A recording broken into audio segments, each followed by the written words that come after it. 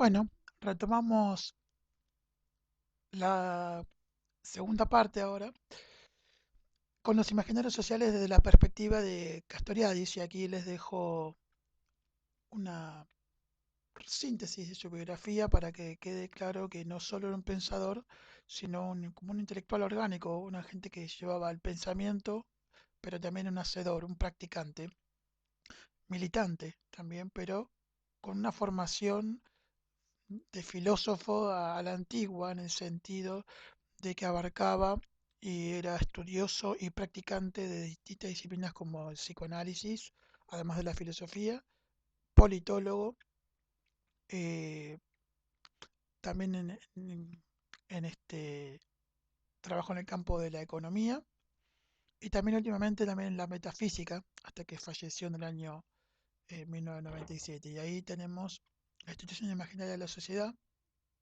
que seguramente es su libro más conocido y en el que desarrolló los aspectos ligados a la institución y su relación con lo imaginario.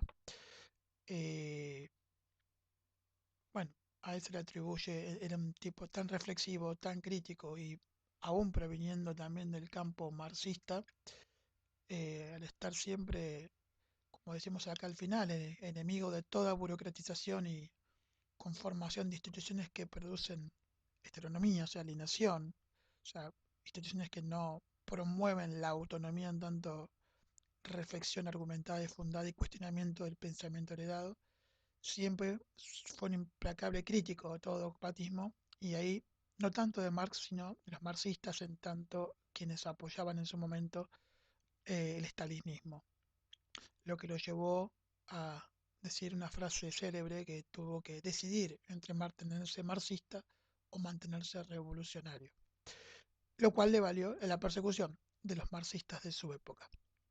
Eh, bueno, más allá de esta primera instancia política, él fue después muy crítico también del marxismo en cuanto a explicación histórica de la sociedad y algo de eso vamos a contextualizar de lo que ustedes están viendo de Castoriadis en el texto.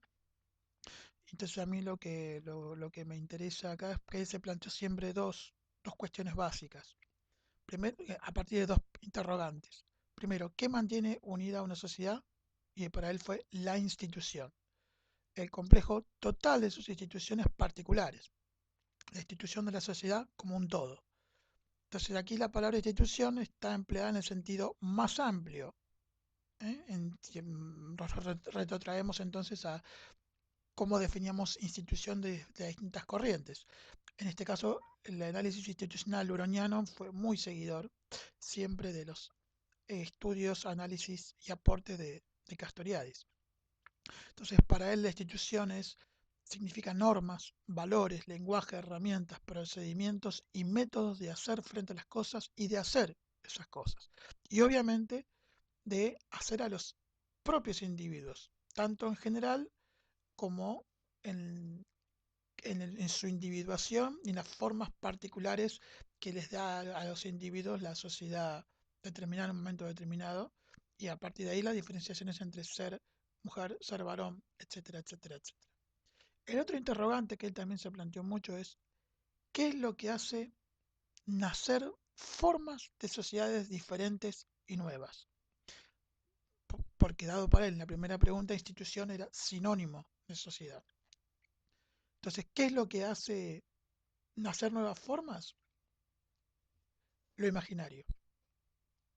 Y entonces, para él, la institución de la sociedad cobra en ella importancia sustantiva las significaciones imaginarias sociales, que serían el tejido de significaciones que orientan la vida de una sociedad determinada, tanto como la de sus integrantes, obviamente, lo que prestará unidad a la institución total de esa sociedad, lo instituyente, lo histórico-social que procede del imaginario social instituyente, expresión de la imaginación radical de los sujetos, que es la que plantea María José, y ahora vamos a volver un poquito sobre qué significa esta imaginación radical. Entonces, en toda sociedad hay significaciones centrales que no tienen referente, que son pero que ellos sí se transforman en referentes de otras que son secundarias y las instituyen. Entonces, estas significaciones no son necesariamente explícitas, ni son lo que los individuos se representan, aunque dan lugar a las representaciones, afectos y acciones típicos de una sociedad. Son lo que forman a los individuos sociales a partir de los procesos de socialización. Entonces, es imposible explicar cómo emergen estas significaciones imaginarias sociales. Son pura creación. Eh, el campo sociohistórico se caracteriza esencialmente por significaciones imaginarias sociales, las que deben encarnarse en instituciones. Ahí es donde se manifiestan. De ahí las podemos leer. Es desde las instituciones que podemos inferir cuáles son las significaciones imaginarias sociales que las sustentan. Y estas significaciones son imaginarias porque no se agotan en referencias racionales, sino que están dadas por el orden simbólico de la creación indeterminada. Así entonces, toda sociedad instituye su propio mundo, su propio sistema de interpretación y así también su identidad. Más allá, veremos de las disputas de poder, las posibilidades o no de más condicionamiento o de mayor determinismo.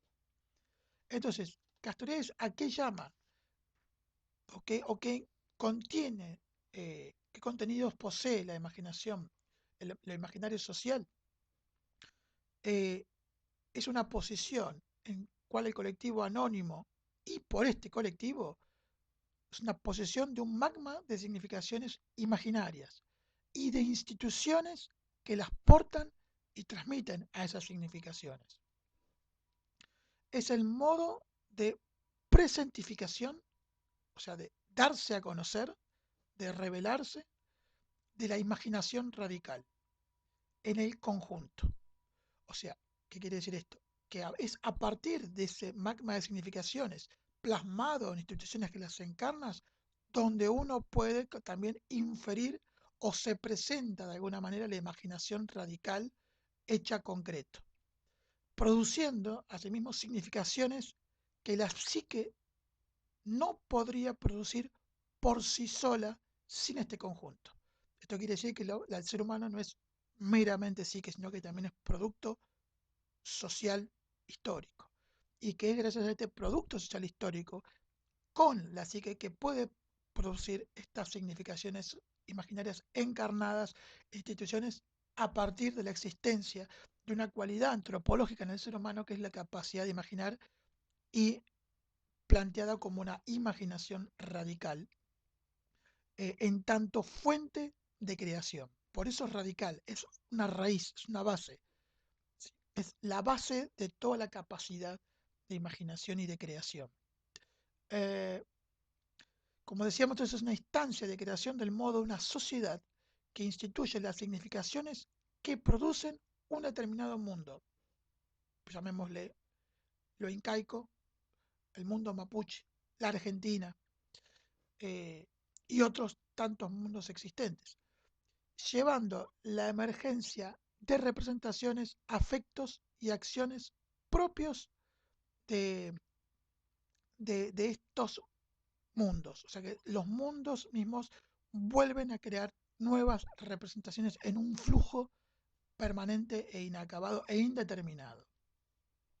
Eh, como decíamos entonces, esta imaginación radical, en tanto capacidad de la psique de crear un flujo constante de representaciones, deseos y afectos, la imaginación radical se erige como fuente de creación.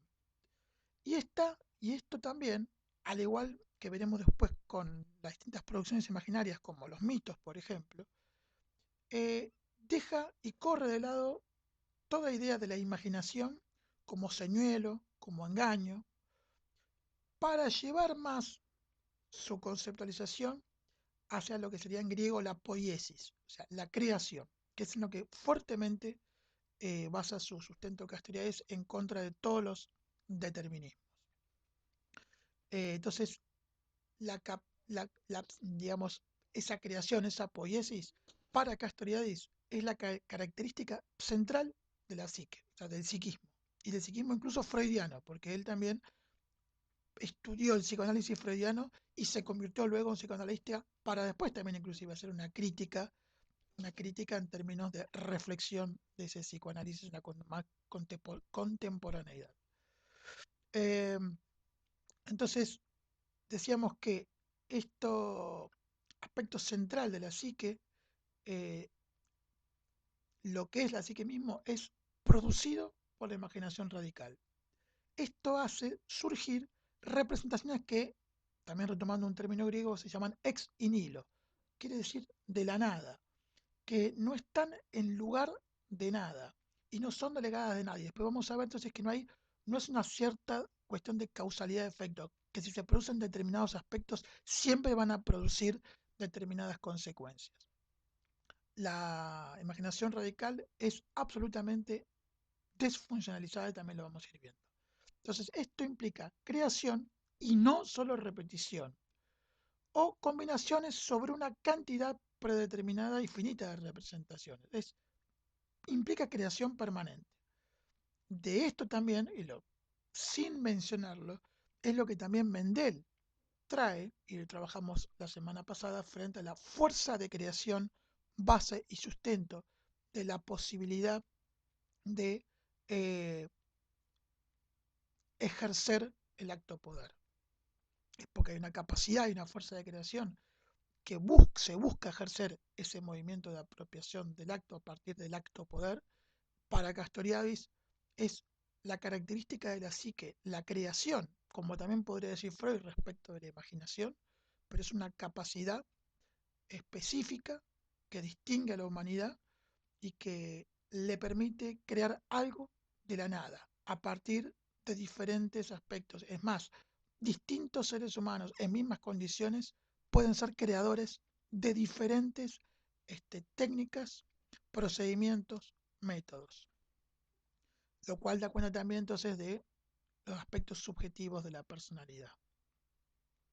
Eh, entonces, podemos decir que lo propio del ser humano para Castoriadis es la imaginación irrefrenada, desfuncionalizada. Eh,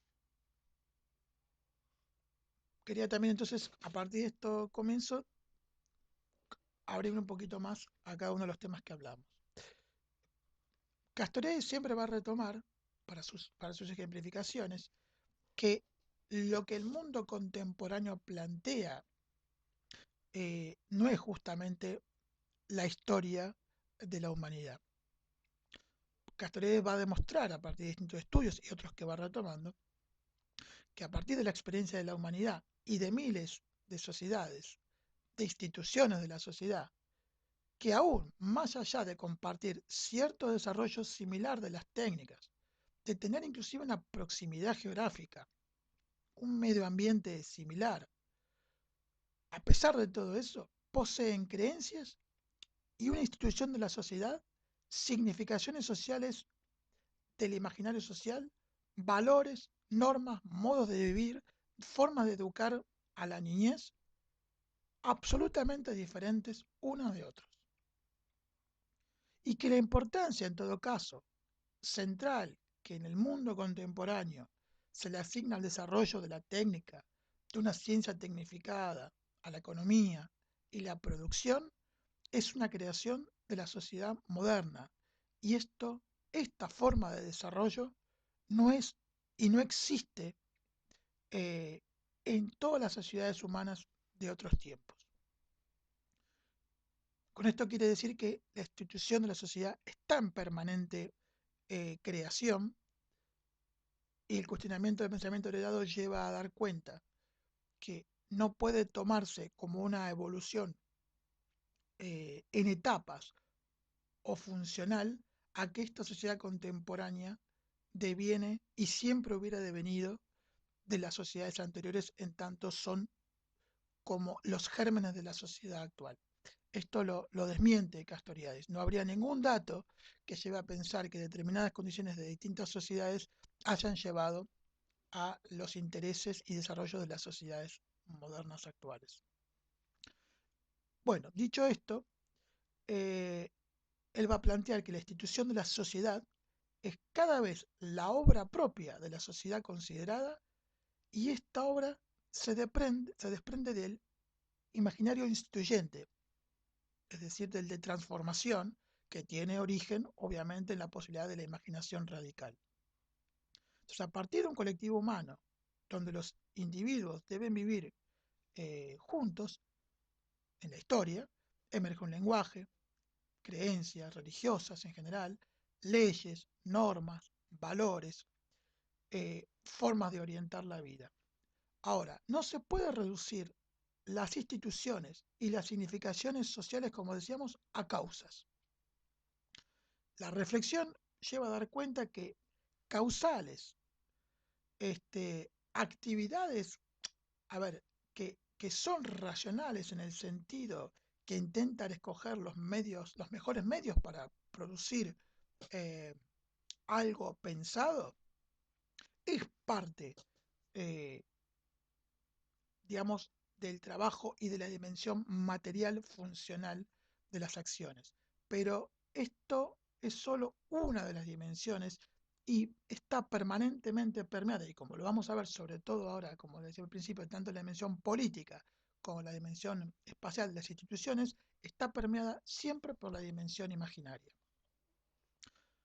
Y de hecho lo plantea como que aun cuando haya hasta condicionamientos, ¿por qué se elige un fin y no otro? Por ejemplo, con esta situación, ¿por qué se destina determinados recursos o ayudas a sostener la vida de determinado sector de la franja etaria de la sociedad, evitar contagios del resto, la circulación, eh, se provee aún con deficiencias, eh, elementos para que el sistema de salud pueda absorber la pandemia, o en contraposición, otros fines pueden existir en otras sociedades en las cuales no se destinan esos recursos y se deja morir a los enfermos.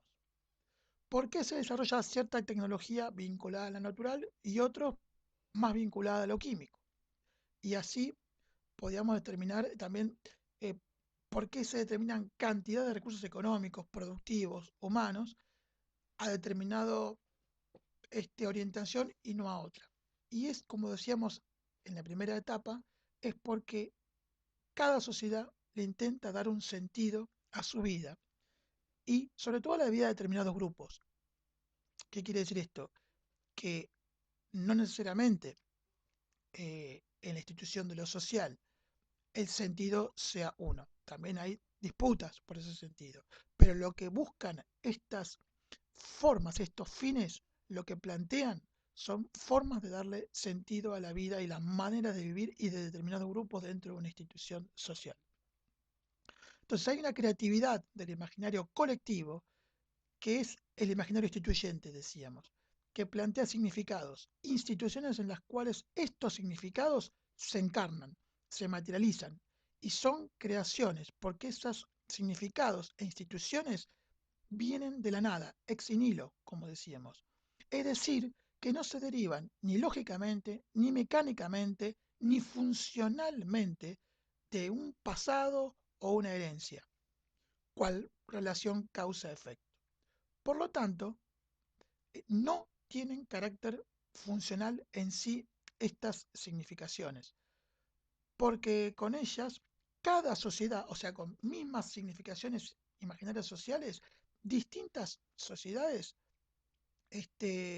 puede construir modos, cosmovisiones absolutamente diferentes que les es propio eh, a esa sociedad, y que desde, digamos, que lo que sí, en todo caso, puede reconocerse como una constante humana desde el aspecto psíquico, no de la funcionalidad, decíamos, de las significaciones, pero sí como estructura, es que a lo único que se le puede atribuir el calificativo de naturaleza humana es la psique esencialmente planteada como imaginación radical, eh, como este flujo constante de representaciones, de deseos y afectos que puede estar, es verdad, condicionado, pero que puede ir aún en esos condicionamientos a producir desde la actividad o la creación más trivial hacia innovaciones y creaciones extraordinarias. Eh, entonces, ahora bien, esta psique que decíamos fuertemente influenciada por la imaginación radical, comienza en el recién nacido bajo lo que Castoriadis denomina la monada psíquica, que es un mundo cerrado sobre sí mismo, que se relaciona consigo mismo y que no puede vivir sino creando representaciones que le agraden. Acá volvemos un poquito entonces también a lo que va a suponer el principio del placer del que hablábamos anteriormente también eh, con este CAES. Entonces, estas representaciones agradables en esa monada psíquica son entonces el origen, el prototipo del sentido para el individuo. Decir, por ejemplo, esto tiene sentido para mí, quiere decir que se vuelve a a ese sitio donde el conjunto era agradable, bueno, y podemos decir entonces que a la inversa, todo lo que no produzca ese sentido agradable va a producir situaciones en general desagradables para el individuo, pero está basado en ese prototipo originario o de origen, digamos, en ese primer estado de socialización del ser humano. Entonces, esta sí que con sus imaginaciones radicales es esencialmente, como decíamos, arracional, en el sentido de que no es funcional. Eh, la psique busca placer y este placer es al mismo tiempo sentido. Pero acá se plantea otra cuestión. Porque una cosa es la monada psíquica y otra cosa es en la vida de lo social. Y entonces, si la psique humana quedara a su arbitrio, en sentido de permanentemente el logro y la búsqueda, la satisfacción del principio del placer, la especie humana claramente habría desaparecido. Entonces, ahí está la primera creación de la humanidad, la creación de la sociedad. Y al mismo tiempo la sociedad le impone ahora a la psiquis una socialización y el reconocimiento en esa socialización de que hay una realidad social que no se somete a nuestros deseos y que el placer no puede estar siempre o ser satisfecho de inmediato. Esta socialización le impone a la psiquis el reconocimiento de que un otro existe, al igual que él mismo, que la propia persona, que la propia psique, digamos. Y entonces así la sociedad va creando y moldeando al individuo y además eh, de una psique consagrada a su flujo representativo, afectivo y deseos, sino que también a que debe, como decíamos, encarnarse en las instituciones de la sociedad. Eh, digamos que cada uno de nosotros en ese proceso de socialización termina siendo, perdón, finalmente un fragmento ambulante de la sociedad que nos educó. La sociedad socializa a los recién nacidos que la hacen continuar, reproducirse a sí misma, pero también la alteran. Y eso es el dominio histórico-social que plantea Castoriadis. La no mera reproducción, sino la vuelta nuevamente de la creación. Eh, digamos que cuando mencionábamos en relación a en qué instituciones se encarnaba, tenemos que ver que todo lo que está establecido y todo lo que es sancionado socialmente, sea de modo explícito o implícito. O sea, que lo que queremos decir es que las instituciones al encarnar producen también distintas formas de sanciones, de disciplinamientos, de permisos y de aspectos prohibidos. Entonces, por ejemplo, también en lo implícito podemos ver comunidades determinadas que en determinadas acciones no están avaladas por que llevan a cabo algunos miembros, no están avaladas por el colectivo comunitario mayoritario y que fueron construidos históricamente. De alguna manera, esas normas implícitas, por más que no tengan una sanción o castigo ejemplar y formal, legal, no implica que de alguna manera se le hará saber a esa o esos grupos que seguramente de alguna manera serán marginalizados del grupo total. Lo que nos lleva a las significaciones sociales que unen a determinada sociedad y de allí, como decíamos al principio, se derivan todos los esquemas de sentidos, normas, valores, creencias. Puede ser la idea de Dios, una ideología política. Y estas significaciones no son tangibles, como decíamos, no tienen un antecedente. Eh, digamos, cuando uno dice gente que muere por su patria, gente que da la vida por una idea, da la vida por Dios, camina millones de kilómetros para conocer a Maradona. Digamos, esas significaciones, eh, como decíamos, inclusive lo religioso en general, eh, no son tangibles, pero sus derivaciones, las encarnaciones en las instituciones, la van llevando cada vez a aspectos de la experiencia que son más tangibles de observar y a partir de ellas es que vemos, como decíamos, los contenidos de las significaciones imaginarias sociales. Eh, entonces, estas significaciones imaginarias no es algo mm, biológico. Eh, Sin embargo, y más allá que podríamos decir que por el mismo constructo social vamos siendo adiestrados, eh, ahora la pregunta que sería Castoriadis es, está bien, somos adiestrados, pero ¿en función de qué?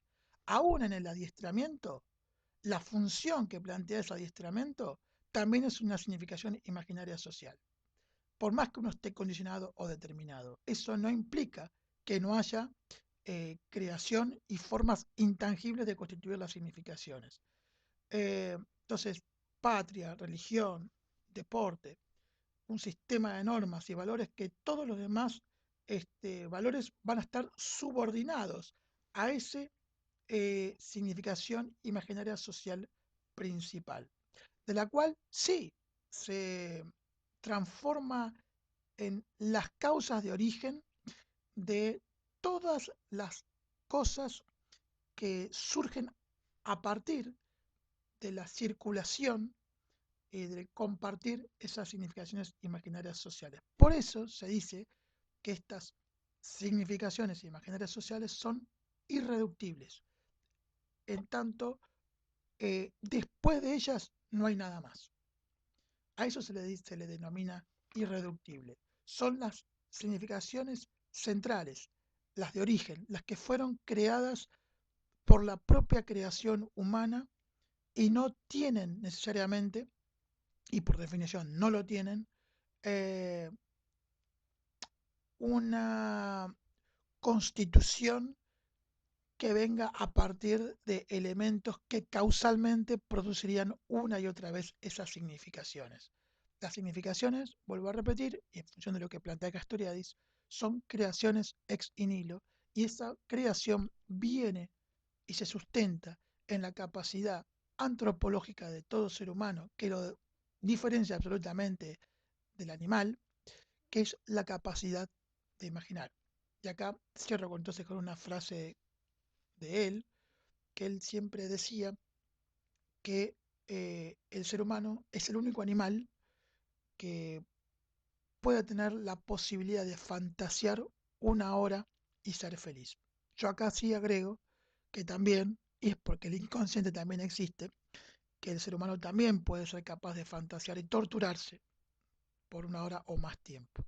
Pero lo que quiere decir él con esto es que permanentemente surgen los seres humanos las posibilidades de pensar y reflexionar y generar creaciones, sí a partir de lo que él denomina los vestigios o las ruinas del pasado, pero distintas sociedades no van a crear las mismas creaciones, valga la redundancia, a pesar de tener mm, causas semejantes o aspectos semejantes que compartan.